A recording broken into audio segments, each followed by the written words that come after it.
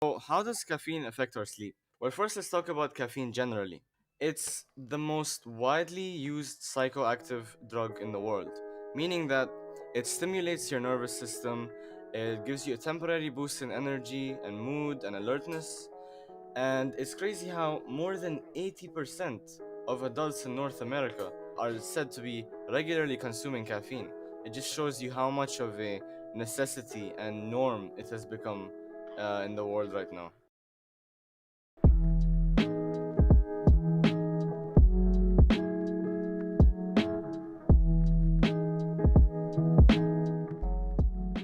Let's get straight into how caffeine actually affects someone's sleep.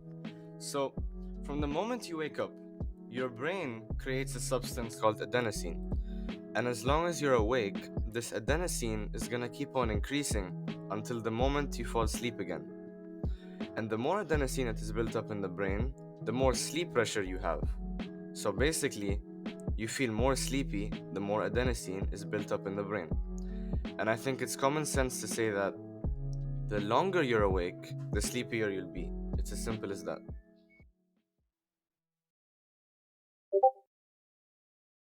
So, what does caffeine have to do with this exactly?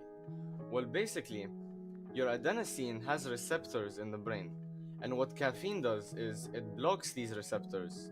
So, the adenosine is still there, but it doesn't have effect on you anymore. It doesn't create that sleep pressure because the receptors are blocked, right?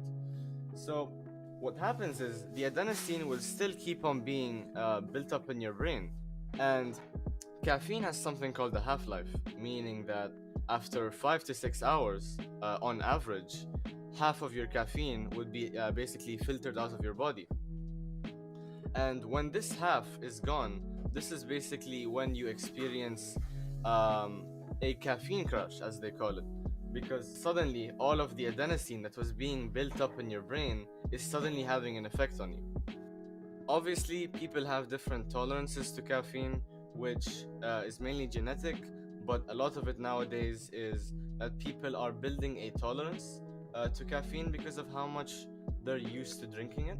And this affects your quality of sleep in terms of um, how long it takes for you to get to sleep and how often you wake up during your sleep. So, you should be able to tell based on your experience when is the best time you should take caffeine and in what doses. However, even if you tolerate caffeine to a high extent, Professor Matt Walker suggests that you still avoid drinking it in the evening and after. And here's what he has to say. And you can say, look, I can have 3 or 4 espressos with dinner and I fall asleep just fine and I stay asleep soundly across the night. So there's no problem. The downside there is that even if that is true, the amount of deep sleep that you get will not be as deep. And so you will actually lose somewhere between 10 to 30% of your deep sleep if you drink caffeine in the evening. Mm-hmm. So to give you some context, to drop your deep sleep by, let's say, 20%, I'd probably have to age you by 15 years. Or you could do it every night with a cup of coffee. So I'd highly recommend avoiding caffeinated drinks in the evening and afterward, or just depending when you sleep. Try not to make it close to your bedtime. And understand that if you wake up and you feel tired throughout the day, don't just add more coffee. Try fixing your sleep schedule so that you get as many hours as you possibly can. And when you're gonna drink your caffeinated drinks, make sure that they're in the earlier stages in the day.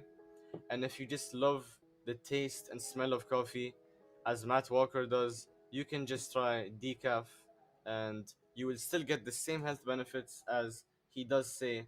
The health benefits from coffee come from the coffee bean itself and not the caffeine.